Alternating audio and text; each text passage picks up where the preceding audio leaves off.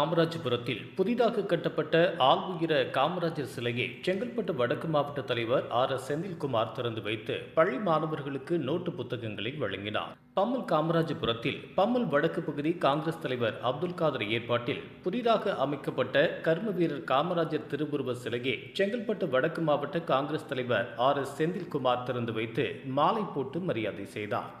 அதனைத் தொடர்ந்து மாணவர்களுக்கு நோட்டு புத்தகம், டிஃபன் பாக்ஸ், வாட்டர் கேன் உள்ளிட்டவைகளை வழங்கினார். காங்கிரஸ் முன்னாள் நகர தலைவர்கள் தீனா, விஜயகானந்த் உள்ளிட்டோர் பங்கேற்றனர்.